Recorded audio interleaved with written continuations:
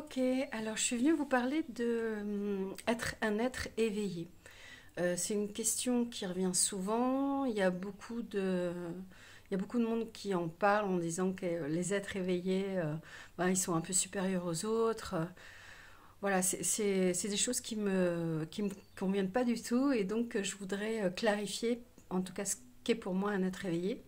Et, euh, et donc clarifier aussi en quoi c'est éveillé au niveau du mental, est-ce que c'est au niveau du cœur, parce que beaucoup de gens parlent uniquement du cœur et pas des autres aspects.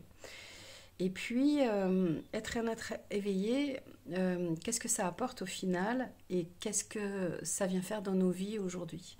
Dans ce monde spirituel où beaucoup de gens parlent de la spiritualité, simplement le fait d'avoir déchiré un voile de compréhension fait que être éveillé donne les pleins pouvoirs et toutes les autorisations à tout, alors qu'en fait, bah, c'est juste le début en fait d'une introspection et d'un chemin individuel et d'un chemin de travail sur soi. Être éveillé, c'est être éveillé à soi-même en réalité. Et c'est avoir conscience de soi. C'est avoir conscience que nous sommes une âme et que cette âme a un chemin de vie d'incarnation qui est un chemin d'illusion de l'ego et de s'apercevoir que cet ego, ce qui se raconte des histoires dans cette incarnation, n'est pas le seul à prendre les décisions dans sa vie. Et donc ce chemin d'éveil, il est long, il est dur, il se fait avec beaucoup d'étapes. Donc être éveillé, c'est pas une fois, une seule, et puis on y arrive. En fait, au début, il y a le réveil. Le réveil, c'est quand on sort de la matrice, qu'on s'aperçoit effectivement qu'il y a autre chose. Et en général, les gens qui se réveillent, ben, ils sont des fois un petit peu méprisants parce qu'ils pensent avoir tout compris. Ils pensent que ça y est, ils sont devenus intelligents. Et du coup ils ont une espèce de jeunesse, de prétention à s'imaginer des choses, parce que là aussi, dans ce chemin d'éveil, il y a beaucoup de gens qui pensent avoir plein de dons et plein de possibilités, plein de pouvoirs pour sortir de leur vie. Parfois un peu pénible, un peu douloureuse, et du coup, ça devient bah, un peu du grand n'importe quoi dans cette spiritualité un peu New Age. Donc pour moi, sortir de l'ego, sortir de ces histoires et devenir éveillé, c'est évidemment comprendre qu'on est dans une matrice, donc qu'on s'est raconté des histoires avec des croyances, avec les mémoires, avec le subconscient, avec toute l'histoire de l'enfant. Et puis, et du coup, à ce moment-là, en fait, on fait un retour sur soi, on va éveiller cet intérieur en nous, cette âme qui commence à reprendre le chemin du corps et de l'incarnation. Donc comme je vous dis, ça se fait en plusieurs étapes parce que l'âme ne revient pas dans sa totalité, c'est par étapes. Et du coup, ça va prendre du temps, une exploration intérieure. On va revisiter en fait ces schémas de l'enfance, ces schémas de mémoire, de blocage, cette perception qu'on a de nous-mêmes. On devient l'observateur. L'âme, elle a deux énergies fondamentales, c'est la vérité et la joie. Donc on réapprend à rediscipliner notre mental et notre émotionnel aussi, à maîtriser cet émotionnel, à maîtriser ce mental, à le développer autrement en tout cas, d'avoir un autre regard sur soi-même. C'est un peu comme quand on relit un livre et qu'on ne lit pas la même chose dans ce livre, qu'on a perçu des choses différentes. Ben, c'est un peu cette exploration intérieure, cet éveil de soi. Et on ouvre le canal du cœur, puisque du coup, on met beaucoup de pardon, beaucoup de paix intérieure par rapport à ce qu'on a vécu, et on développe une autre conscience de soi. Donc ça, c'est le champ de conscience qui devient plus unifié, c'est cette exploration intérieure. C'est pas pour ça qu'on a des dons forcément qui s'ouvrent. Et c'est la différence entre un petit peu les grands êtres éveillés et les personnes un peu comme nous qui sont sur le chemin.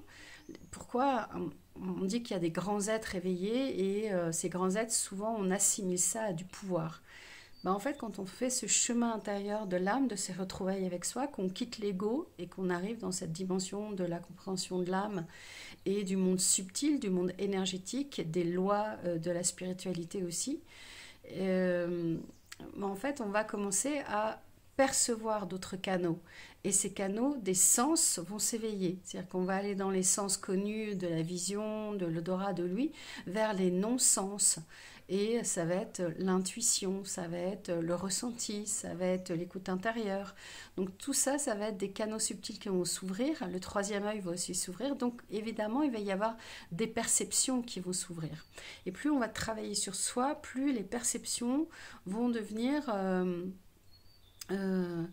plus l'âme va être en soi, plus on va entendre cette petite voix et plus on va avoir des perceptions subtiles.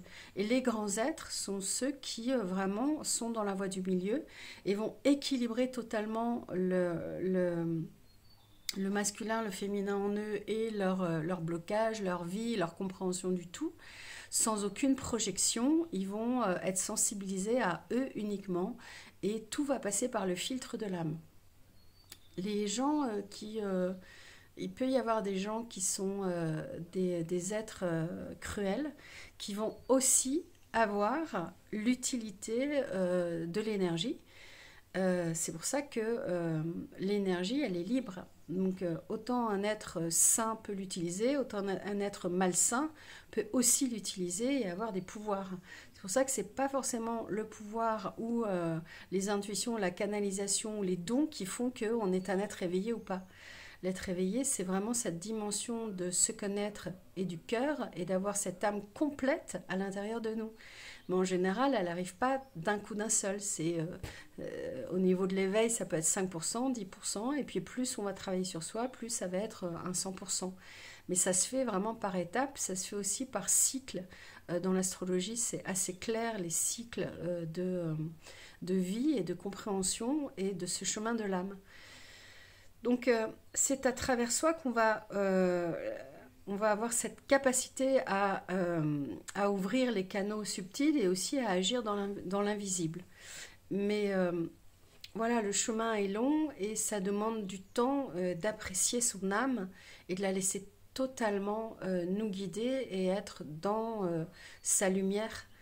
Donc voilà, c'est les étapes qui différencie un être qui est dans l'ego avec un être qui est dans sa pleine conscience, qui va ouvrir son cœur. Donc des gens comme ça qui font pas d'études forcément de la spiritualité ou des lots spirituels, mais qui naissent avec un être grand ouvert, bah, il y en a plein en fait. C'est pas parce qu'on a fait des études spirituelles ou même qu'on a des dons qu'on est forcément un être éveillé ou un grand être. Donc ne vous laissez pas manipuler par les gourous et essayez vraiment d'être authentique, d'être vrai. La différence avec l'ego surtout, c'est qu'on essaie de plus juger, de plus critiquer et d'être vrai avec soi-même. Et il y a beaucoup de gens qui vont dans leur spiritualité ou voir des thérapeutes comme moi parce qu'ils sont dans cette approche, dans ce vouloir de se rechercher et d'être au mieux avec eux-mêmes. Donc c'est vraiment une approche, mais il y en a des milliers d'approches.